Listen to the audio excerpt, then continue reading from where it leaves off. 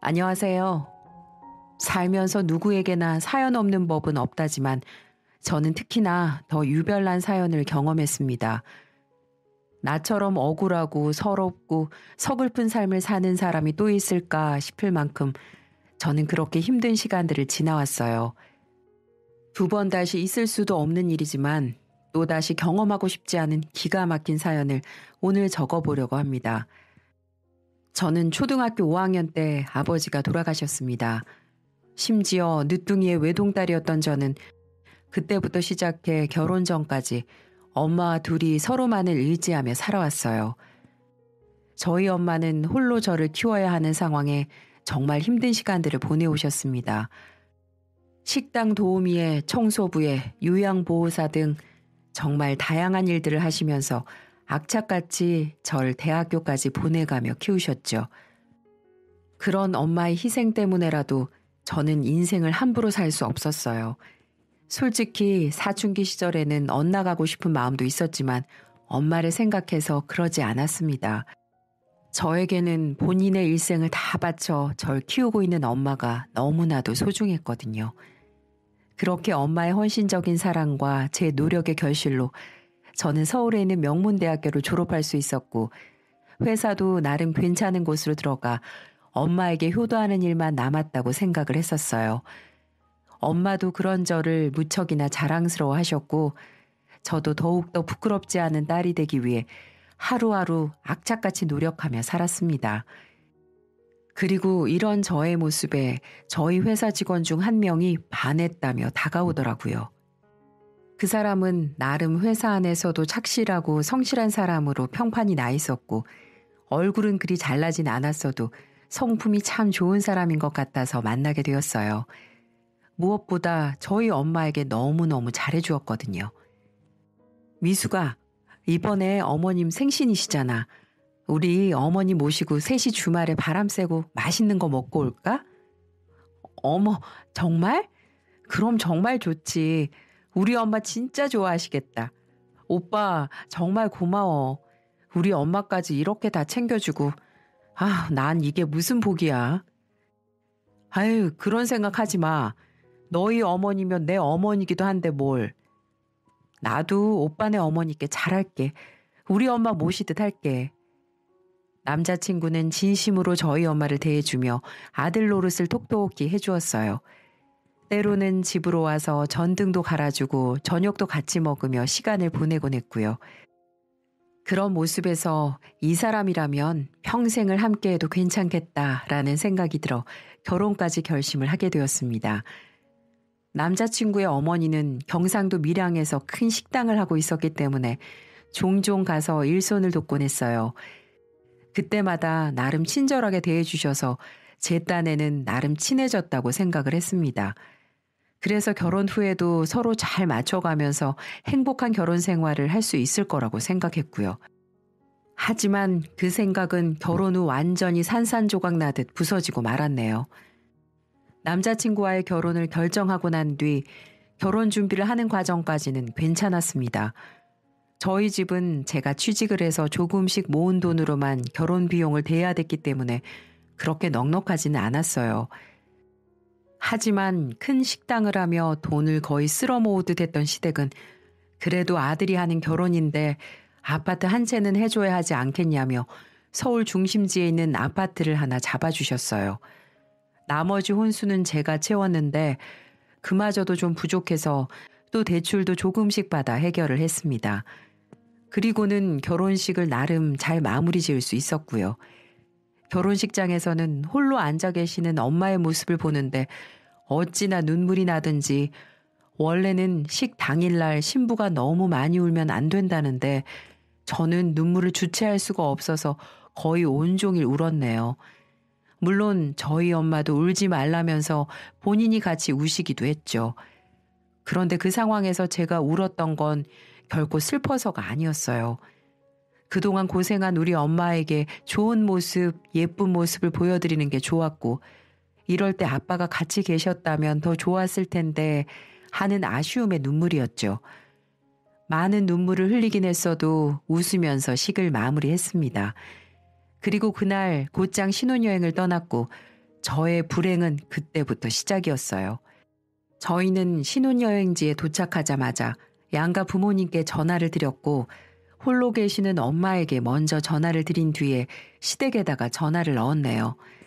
그런데 그때 시어머니께서 다짜고짜 전화를 통해 하시는 말씀으로 인해 저는 기분이 쎄할 수밖에 없었습니다.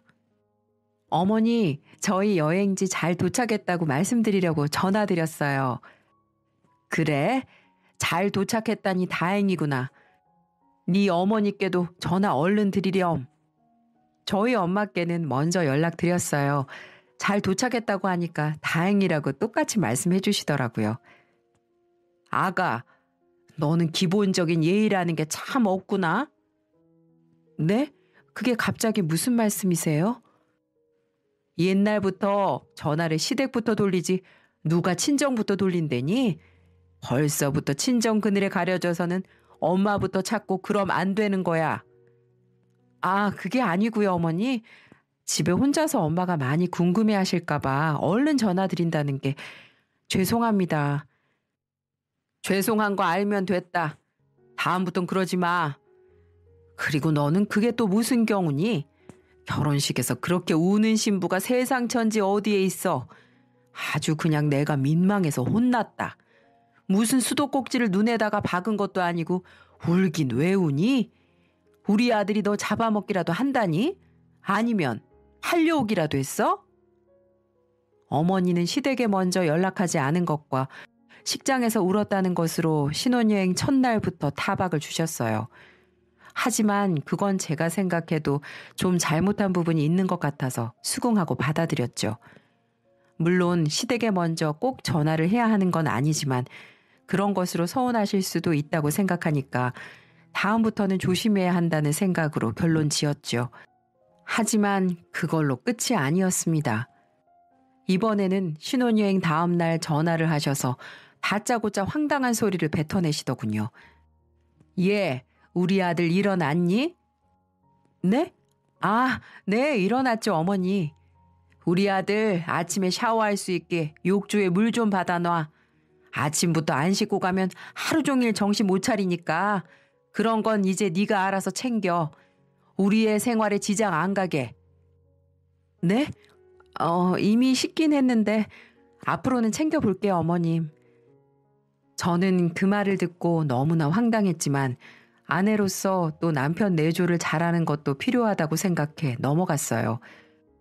하지만 해도 어머니는 너무 심하셨습니다. 신혼여행 내내 전화를 하루에 5번, 6번 하시면서 저희 일에 간섭을 하셨거든요. 그리고 그건 시작에 불과했고요. 어머니는 시도 때도 없이 서울에서 바쁘게 일하고 있는 저에게 전화를 하셔서는 얼토당토하는 일들을 막 시키셨어요. 예, 너네 회사에 연가라고 쓸 수 있는 게 있다며? 명색이 너 들어오고 첫 제사인데 미리 와서 장 보고 같이 준비해야 하지 않겠어? 금요일에 제사니까 전날 미리 와라. 네? 어머니, 남편한테 듣긴 했는데 금요일 저녁에 하신다고 하셔서 저도 첫 제사라 금요일만 연차 내고 가려고 했거든요. 목요일은 도저히 뺄 수가 없어서. 아니면 목요일에 일 끝나자마자 바로 내려가도 될까요? 얘가, 넌 애가 왜 그렇게 경우가 없니? 첫 제사인데 당연히 미리 와서 준비해야 하는 거 아니야? 너네 결혼할 때 내가 그 큰 돈 들여가면서 집장만까지 해줬으면 그 값을 해야 할 것 아냐? 도대체 집을 해준 것과 이틀 전부터 내려가서 제사를 준비하는 게 무슨 연관이 있는지 모르겠지만 시어머니는 정말 말도 안 되는 억지로 그 하루 전날부터 일찍 와서 제사를 준비하게 하셨어요. 그리고 거기에서도 어머니의 말도 안 되는 요구는 그치지 않았습니다. 저는 결국 목요일에 둘 다 일을 뺄 수 없어 남편만 일을 나가고 저는 목요일까지 빼고는 홀로 밀양으로 갔습니다. 그리고 도착하자마자 장부터 보러 간 자리에서 어머니는 모든 제사 재료 비용을 저에게 대라고 하셨어요. 이유는 별거 없었습니다. 이미 우리 아파트를 살 때 돈을 너무 많이 썼다는 거였죠. 그리고 또 하나의 이유가 있었어요. 네가 들어올 때 혼수를 뭐 제대로 한 게 있니? 그저 몸만 들어온 수준으로 이 집에 얹혀 들어왔으면 알아서 네 위치 찾아서 할 거 하란 말이야. 어떻게 넌 염치가 없어도 그렇게 없니? 없는 집 자식 데려다가 부잣집 며느리 만들어줬으면 그에 대한 보답을 하란 말이야. 이 이야기를 듣고 경악할 수밖에 없었어요. 시어머니께서 저를 이렇게밖에 생각하지 않았다는 것에 대한 충격과 돈으로 사람을 취급한다는 게 너무나도 경악스러웠습니다.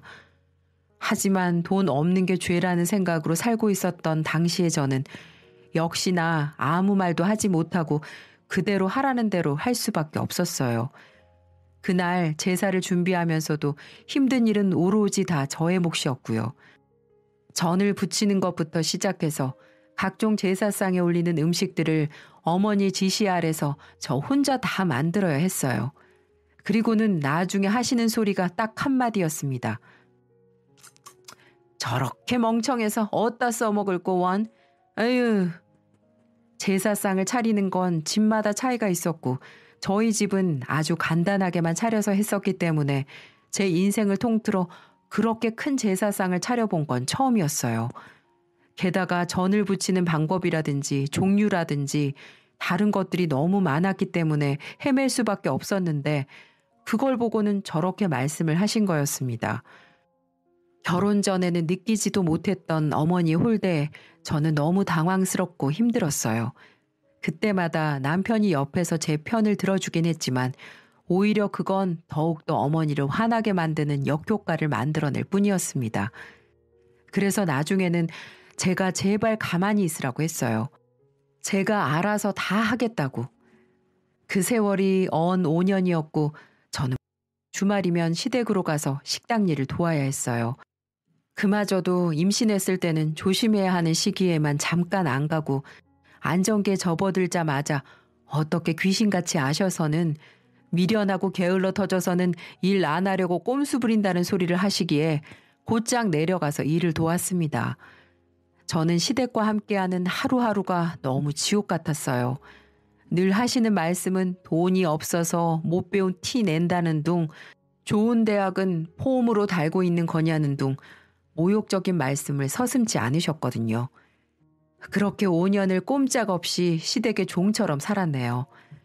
그 중에서도 가장 서러웠던 순간은 남편의 여동생이 결혼을 한 후 임신을 했을 때였습니다. 그 당시에는 저도 둘째를 임신해서 아직 3살도 안 된 첫째와 함께 둘째의 태교를 하고 있을 때였어요. 겹경사로 같은 해 시누이가 임신을 하게 되면서 그 시누이가 시댁에 들어와 지낸 적이 있었거든요. 저는 그때도 시댁 식당의 일을 도와드리고 있었어요. 그런데 갑자기 시어머니가 저에게 다가와 말씀을 하시더라고요. 예, 우리 애가 지금 포도가 먹고 싶다니까 저 시장 가서 포도 좀 사와. 그냥 포도도 아니고 우리 애가 잘 가는 과일집 있으니까 거기 걸로 꼭 사와야 돼. 네? 어머니, 저도 지금 태교하고 있는데 점점 몸이 무거워져서 힘든데 이따가 남편 오면 남편한테 시키면 안 될까요? 저는 어머니의 황당한 요구를 그대로 받아들이기 힘들어 잠깐 일 보러 나간 남편에게 부탁하면 안 되냐고 반항 아닌 반항을 했습니다. 뭐야? 아니, 일주일 내내 밖에서 힘들게 일하는 내 새끼를 또 심부름 시키자고? 너는 지금 그게 아내 된 사람이 할 소리냐? 네 몸이 무거우면 얼마나 무겁다고. 나는 네 남편이랑 우리 딸 둘 다 업어가면서 일 다 하고 그랬어. 역시 어머니는 오로지 본인 자식들만 중요한 분이셨습니다. 며느리가 힘든 건 전혀 느끼지도 않는 분이셨죠. 저는 너무 서러웠지만 그 서름을 꾹 참고 시키는 대로 했습니다. 제가 여기에서 싸우거나 나쁜 마음을 먹어버리면 뱃속에 있는 아기에게 안 좋을 것 같았거든요. 결국 저는 당겨오는 배를 부여잡고 시장에 있는 한 과일집까지 걸어가 포도를 사왔어요. 그리고 저도 개운한 게 당기던 참이라 포도가 먹고 싶어 들어가서 같이 먹어야겠다 싶었는데 우리 시어머니는 딱 한 송이만 씻어다가 제 딸 앞으로만 가져다 주시더라고요. 그때 알았습니다. 저는 이 집 식구가 아닌 그냥 돈 없이 쓰는 도우미일 뿐이었다고요. 그날만큼은 너무나도 서러워서 집으로 돌아가는 길에 펑펑 울었습니다.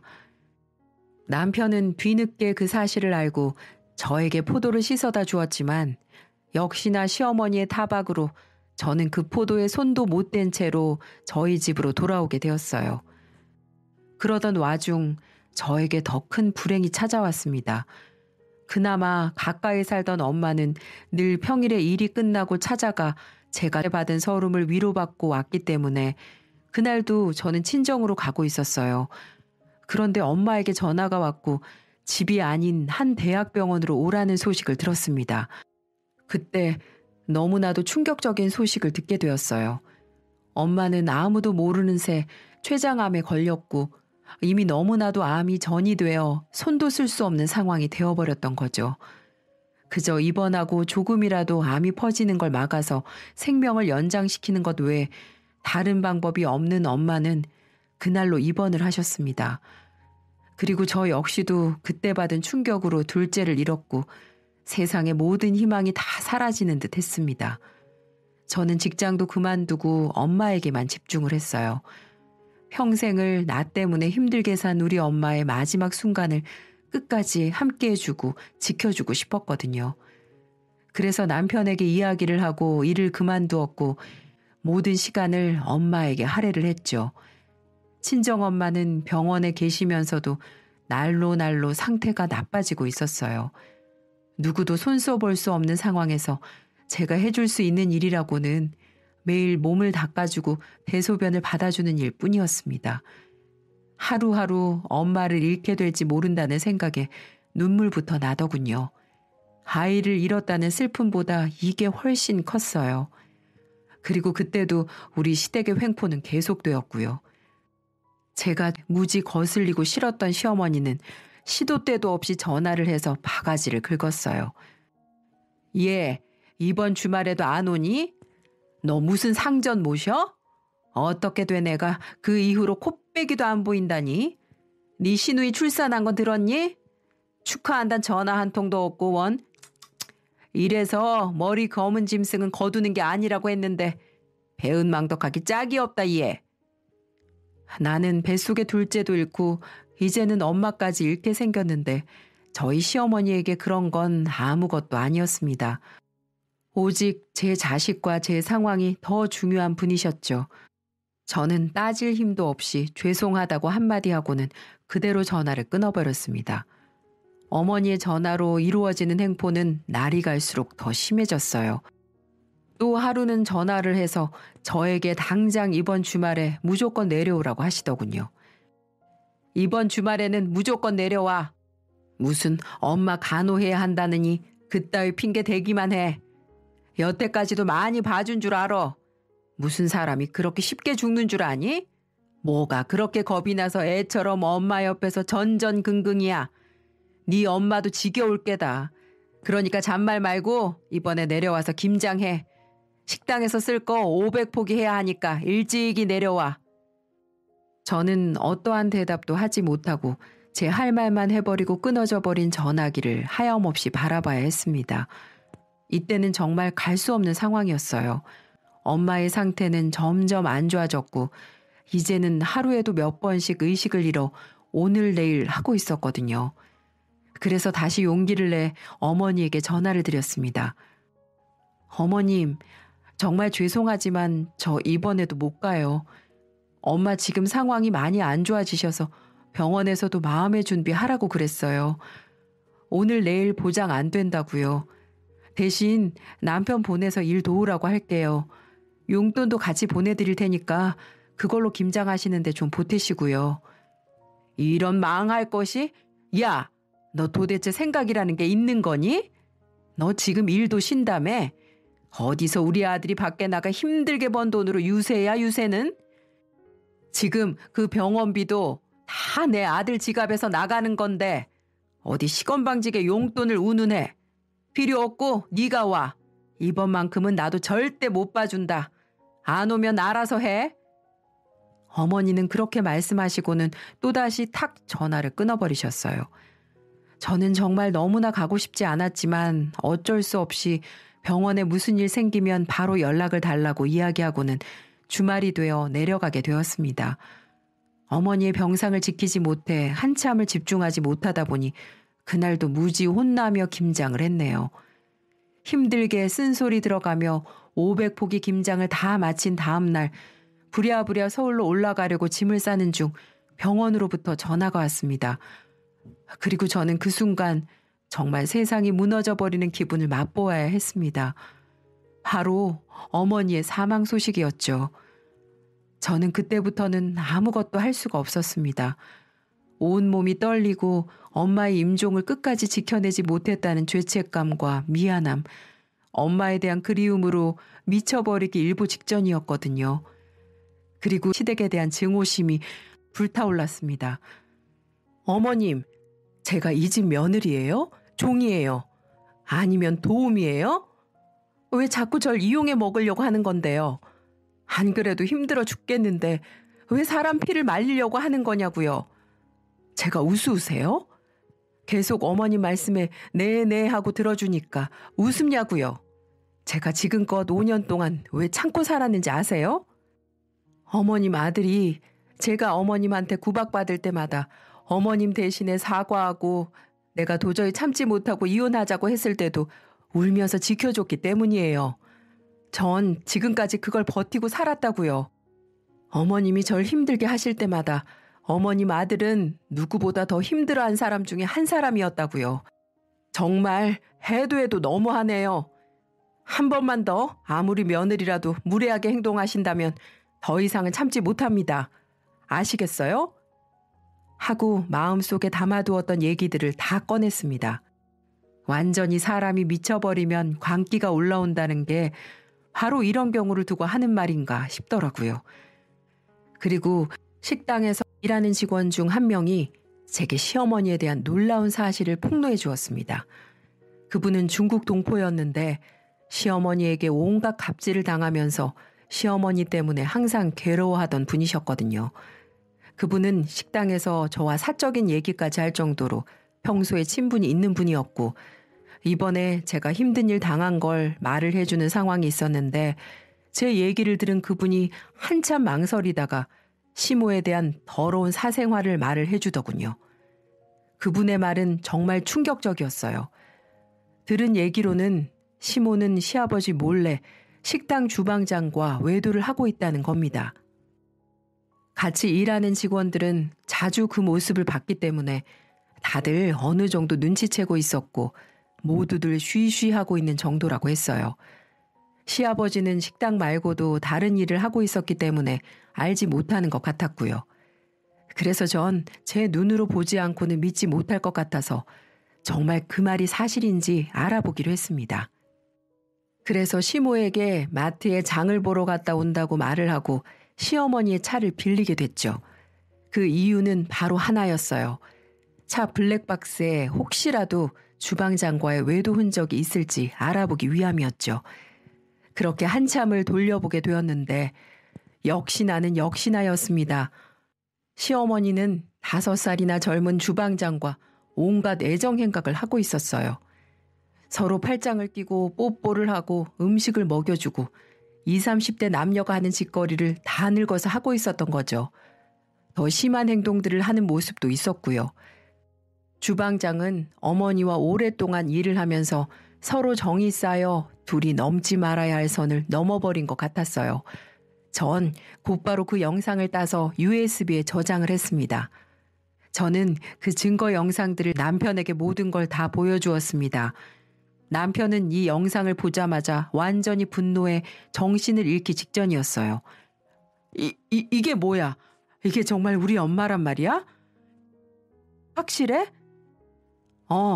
맞아. 당신 엄마야. 말도 안 돼. 어딨어?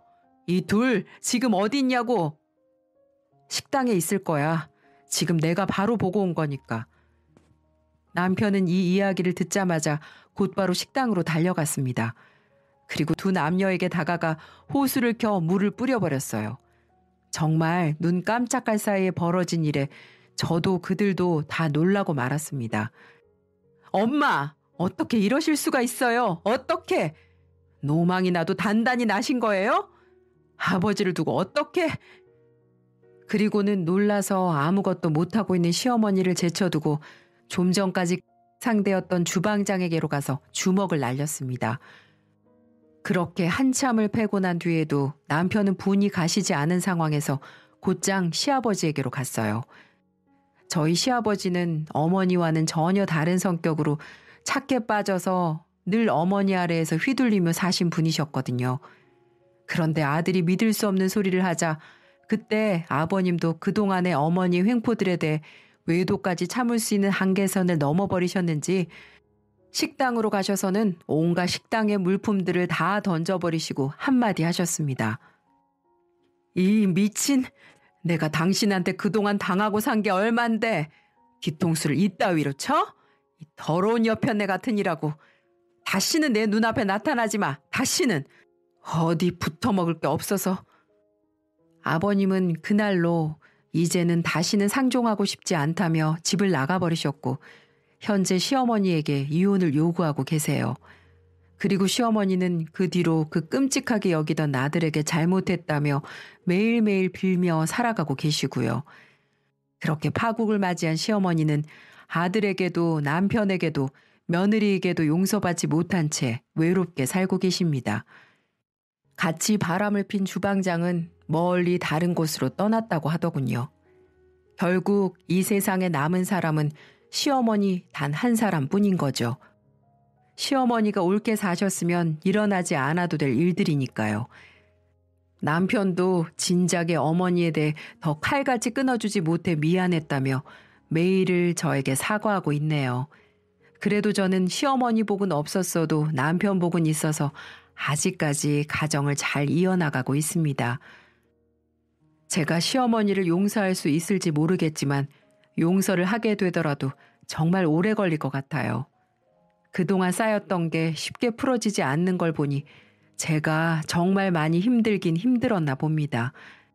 정말 제가 바보같이 살았던 것 같아요. 어릴 적 가족이라는 두 글자가 그리워 이 가족을 절대 깨고 싶지 않아 남편 하나 믿고 참고 버티며 살아왔는데 친정엄마를 이렇게 허망하게 보내고 나니 제가 참 바보같이 살았던 것 같아요. 생각해보니 저도 한 아이의 엄마더라고요.